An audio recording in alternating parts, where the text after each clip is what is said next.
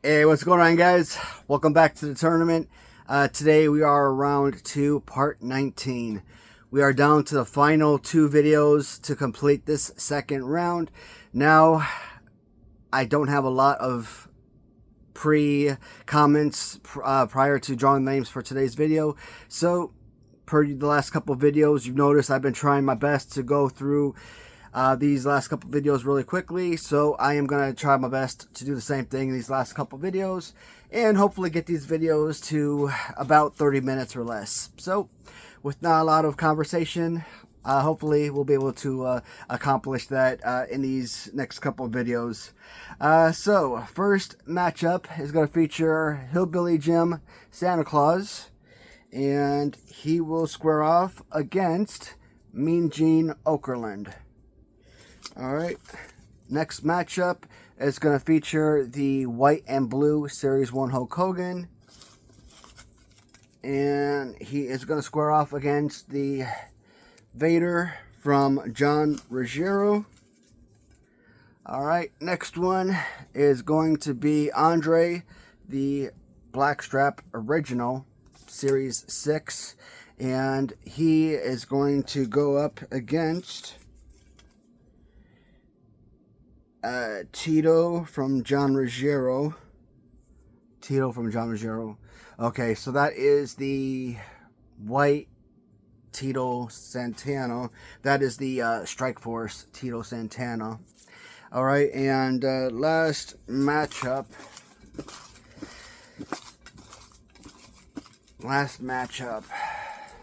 Get these real in there. Jim Neidhart, Junkyard Dog.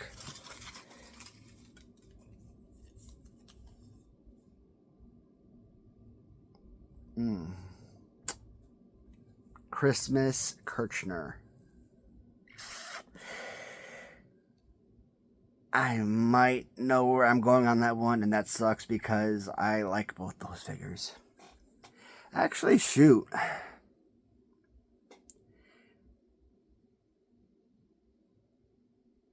There's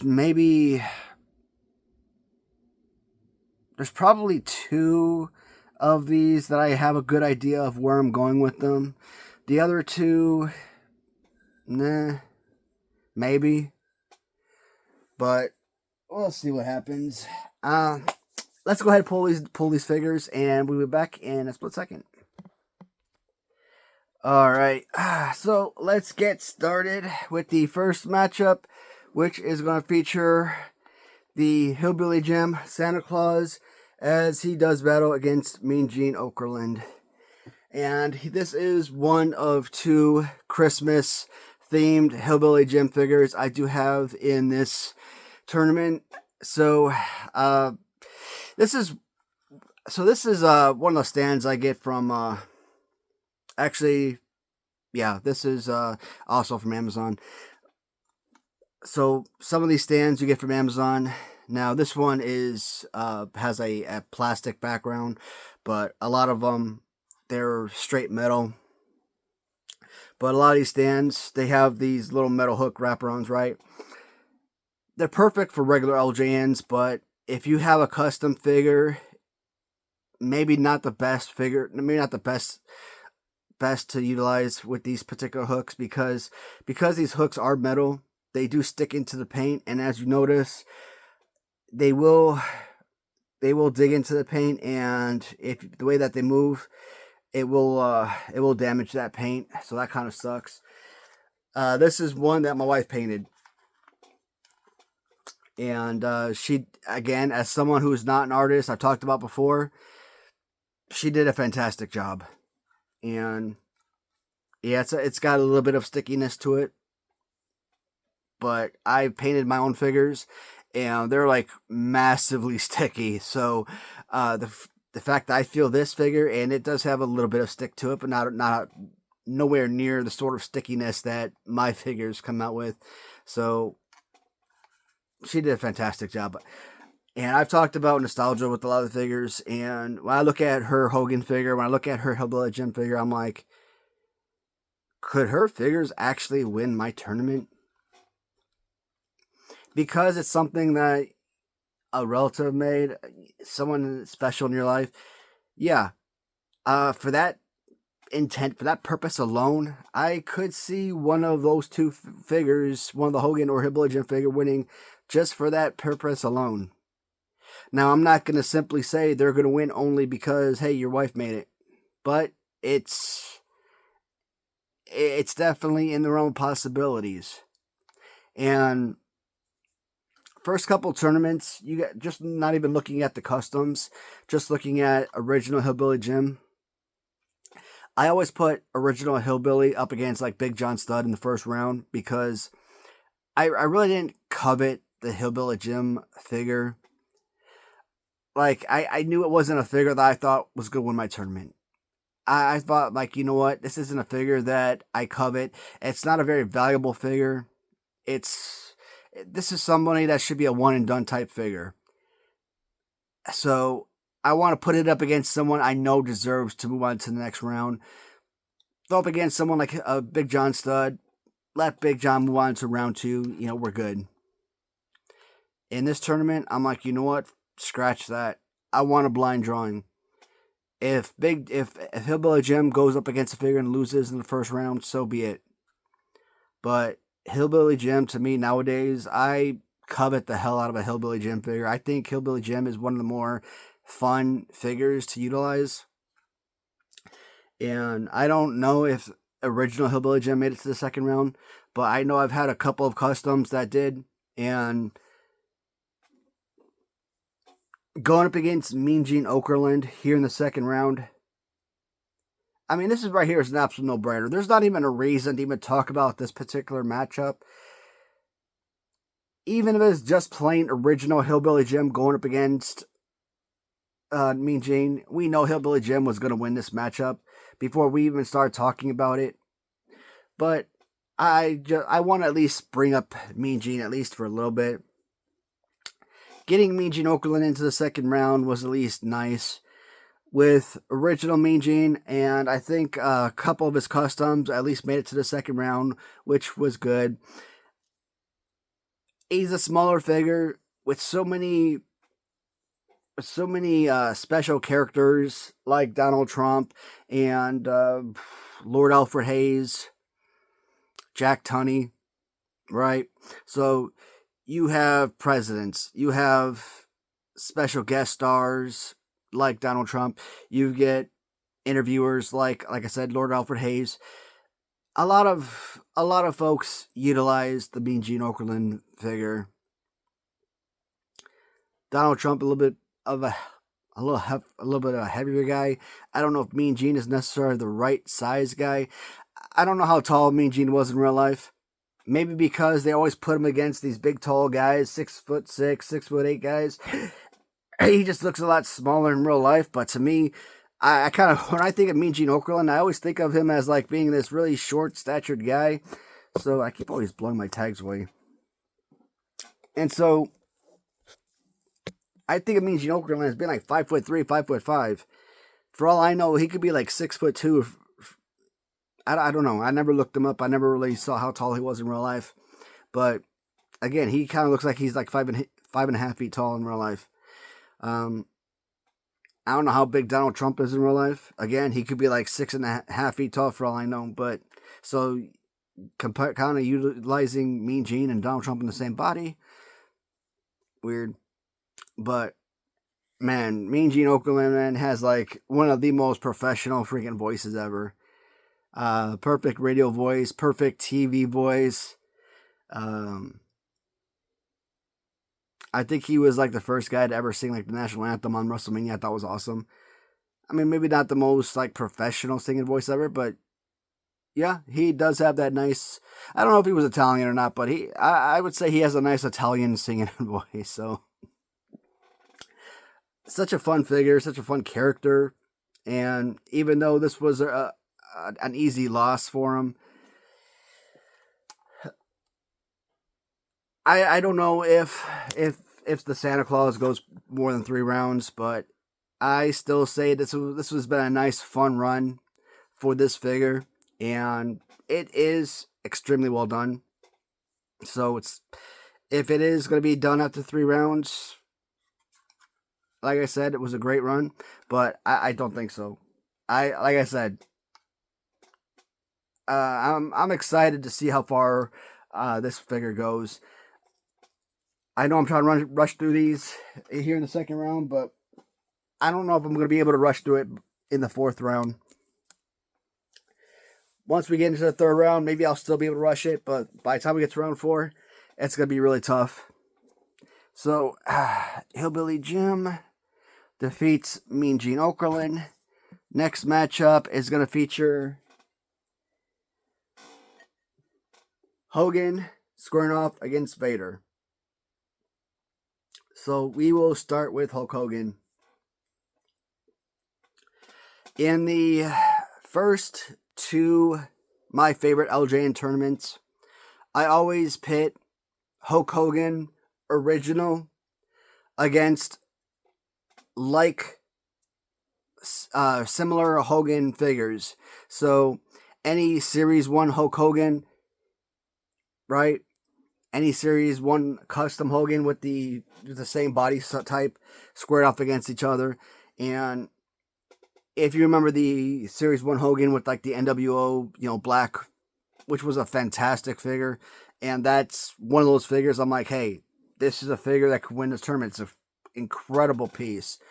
But this is the very first custom I ever purchased, and always held a special place in my heart among my custom figures. And as a Series 1 piece, I always loved this figure. I always love the color scheme. I always love the look of it. And I love even with the simplicity of the figure, it was always a special piece for me. And so it's why the Series 1 original Hulk Hogan never made it out of round 1. And it's why today I say it is possible that the original Series 1 Hulk Hogan could win my tournament. Well, if the Series 1 Hulk Hogan never made it out of round 1, how does it win the tournament nowadays? Well, that's just the thing. I covet originality, right? Maybe I wasn't comfortable putting a custom Hogan in the finals or allowing it to win my tournament in the past. But that's not to say that had an original Hulk Hogan not made it to the semifinals or finals in previous tournaments, that with name recognition, with the way that I felt about Hulk Hogan, with the play pose of the figure, with the perfection of the overall figure, how could I not have selected that potential figure to win my tournaments? I would have struggled like crazy if an original Series 1 Hogan was in my finals. So yeah, when I look down the road, if I see original Series 1 Hogan at the end of this tournament, it is possible. Now, with that being said, let's say Hogan wins right here, right? And this Series 1 custom takes on original Series 1 Hogan in the next round, if they're randomly drawn together. He's already beat the original Series 1 Hogan in the previous 2 tournaments. Does he beat him again? Past 2 tournaments says absolutely guaranteed. But this tournament has already proven that nothing is written in stone anymore. And I just knocked my tag off the damn table again. This tournament, I don't know. And with this, it's not even, I'm not even, I don't even know what to say, because it's not even like I'm BSing anybody. I literally don't know, because of how different this tournament has played out compared to previous tournaments. This figure has been like I said, this figure has been so special to me. And like I said, they did not build on any t-shirt with this figure. All they did was paint over the chest, and that simplicity has made it it's so simple, yet it's so perfect. It's a fantastic look. But Vader. Getting Vader as LJ freaking N. The only criticism I've ever had about this particular figure is the 3-finger claw. I don't know. Maybe John just wasn't able to correct the hand. When I kind of talked to him way back when I first got this figure, I think, I brought that up to him, and, he kind of acknowledged it or whatnot. And I do believe that he tried taking like a George Steele, which, I mean, if you're going to use a figure, I think George Steele was a great selection. And you kind of see the bumps on the body and everything. And is it the most perfectly well done? I mean, you look at the face and everything. I mean, it does have its hiccups here and there. Is it obviously store-bought brand type of deal? No. But for someone who's working from home as just a, like someone like me, if I was an artist and I was just customizing out of my house type of deal, for someone, if I was a customizer and I was making this is a fantastic figure. Now, if I was a legitimate business, like if I was like Mattel or someone, right, and I was making this figure, if I was someone like Big Rubber Guys or Grapplers and Gimmicks or someone like that, right? If I was a brick and mortar store, if I was a legitimate big brand business, and I made this figure and I put this figure out, I'm sure the fans would have a fit. But even without the 3 fingers, but for what he did, I mean, I was ecstatic to get Vader, and I've always enjoyed this figure. I've always said that among John's figures, this was one of the key pieces I've always appreciated of having as part of the collection. I know Vader won't win the tournament, but does he deserve to make it to the 3rd round? I think Vader is a piece that I would love to get as far as the 4th round at least, just because of who he is and because of the exceptional playability of the figure. I mean, this is a really fun, playable figure. Great body slam pose. I mean, you could do a lot of fun things with this piece. Have a lot of enjoyment. Fun matches. This is a solid overall workable play pose. You do have other Hogans in this tournament. And because, like I said, because this tournament is different, I don't know if I would necessarily put this custom over the original Series 1 if that matchup ever happened.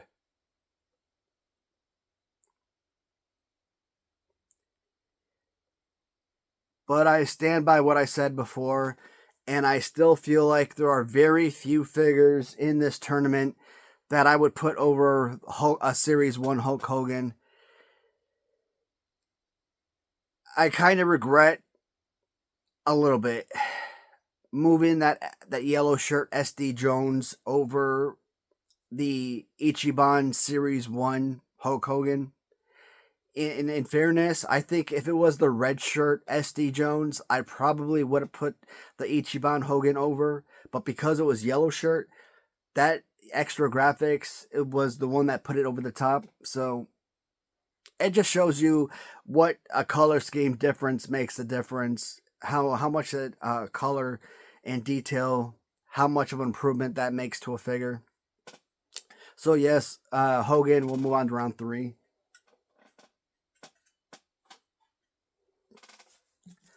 Next matchup is going to feature Andre Series 6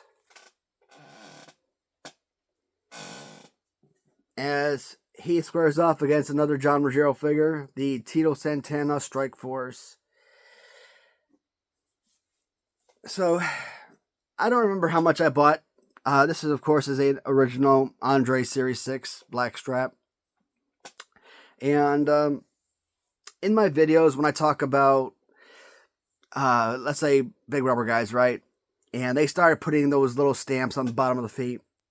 One of the things I always talk about with LJN, Grand Toys, or with the new Rubber Guys, think about 20 or 30 years down the road, right? With Big Rubber Guys, if you're looking at those figures and let's say the figures originally came with stencils on the feet and maybe fans are playing with them, and nowadays, or 30 years from now, those figures, the stencils are rubbed off. Fans are still going to collect them. They're going to want them. They're going to want to play. They're going to want to collect them, and they're going to pay up for them. But they're not going to pay as much of a hefty price for them because of that stencil. Think about this figure. All right, no paint loss, right? Now this is touched up, but hypothetically, absolutely no paint loss on this figure, right? 100% mint. This is like a $600 figure. Think about that. Now, imagine this stencil is gone. Original Andre the Giant, mint condition, no paint loss whatsoever, no stencil. Maybe you put like one of those little glue things on the bottom to help him stand up, right? And over time, it peeled off, and then it took the stencil with it. Now that $600 mint condition figure is like a $100 to $150 figure. Whereas you could find a figure that has a stencil, maybe it looks like this, not the most greatest stencil in the world, but it's got pretty significant paint loss. And you're paying $400 for it, maybe even $500. I keep saying, you're not paying for the figure. You're paying for the stencil. And I hate that. So I bought this figure. I probably paid like a couple $100 for it. I sent it to Rob Jackson, had him, and he touched it up for me. And I don't know why people are obsessed with like original paint. I'd rather have a figure on my shelf that looks brand spanking new with no paint loss whatsoever than to look at it and be like, okay, that has massive paint loss or has, good amount of paint loss to it. But that's just me. But I just wanted to bring up that stencil because I was kind of watching my Big Rubber Guy video the other day, and I was just kind of looking at this and I was thinking about that. But back to the actual matchup. Andre the Giant, one of my all-time favorite figures, period. One of the most perfect figures ever made. And Tito Santana, what can I say? One of the worst action figures from any toy line, if ever. Why would you ever do this to an action figure? For you kids of the 70s and 80s that played with this, I would say I'm sorry for you.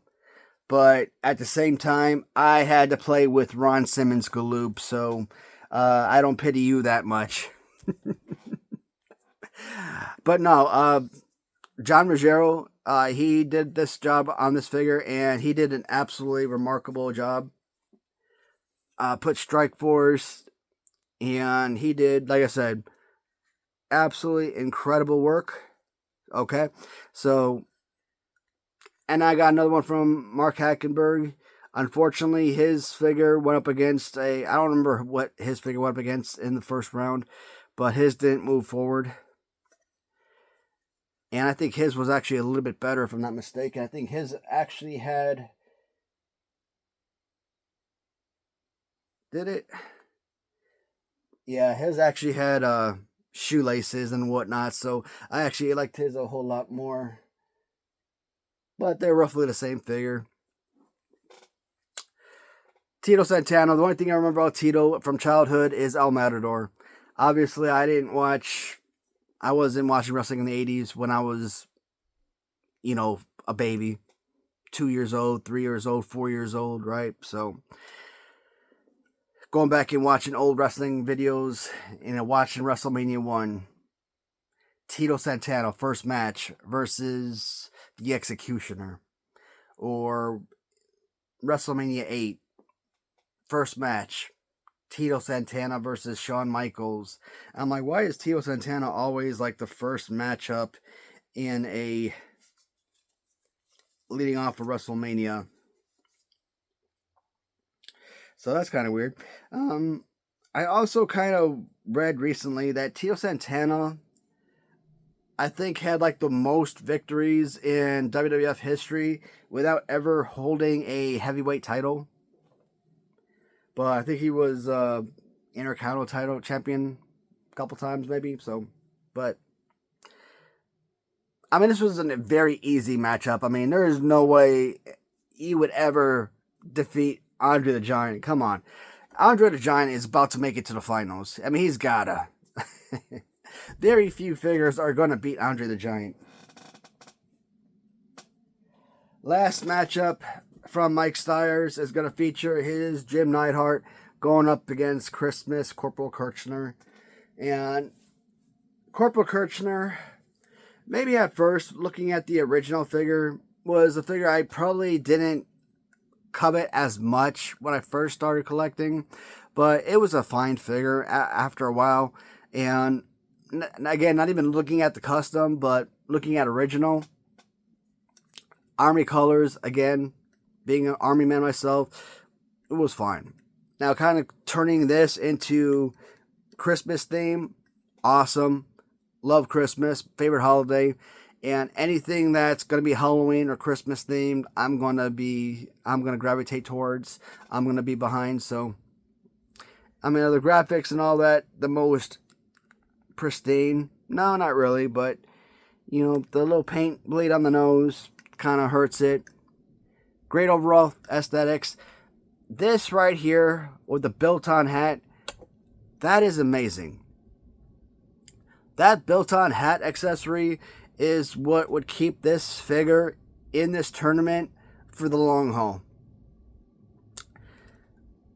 And the t-shirt graphics actually aren't bad. I mean, the way that the writing on the shirt, that's actually nice, clean lines. That's actually written pretty straight. Now, the graffiti on the pants, I mean, it could have been done a little bit better, a little bit more professionally. But I mean, who am I to say professionally, right? I mean, I'm not the greatest artist in the world, so I can't really hate on that. And again, Corporal Kirchner, one of the better playable wrestling action figures. Junkyard Dog, as you guys know, in WWF, a little bit more of a huskier fella. And you look at the Jim Neidhart figure, original, one of the top 10 best LJN figures. Junkyard Dog, one of the top 20 best LJNs. But his LJN figure is much more Jim Neidhart reminiscent, in my opinion, a little bit with a much heavier set figure. So I think this is more ideal to the Jim Neidhart character. And it kind of gives you that Hasbro Series 5 design. So I really like this look overall. And Mike Stiers, if you look at a lot of his figures on his YouTube channel, or if you go onto his eBay, he doesn't really hit a lot of them out of the park. I mean, some of them are, again, for what he does, they're okay. I mean, there are a lot of figures I'm interested in buying, but I kind of feel like he overprices a lot of the figures. So, you know, a lot of his figures I feel like are probably like the $30 range, maybe $40 if you're willing to bid up or offer more. But I think this is one of those figures I really was interested in paying a much heavier price for, because I think the work really was a lot higher in quality. There is a Giant Gonzalez I really want, but $60. I'm looking at it, and it's a Series 1 Hogan. It looks really nice. I want Giant Gonzalez, but I'm kind of looking at the texture and kind of like the built-on whatnot. I'm like,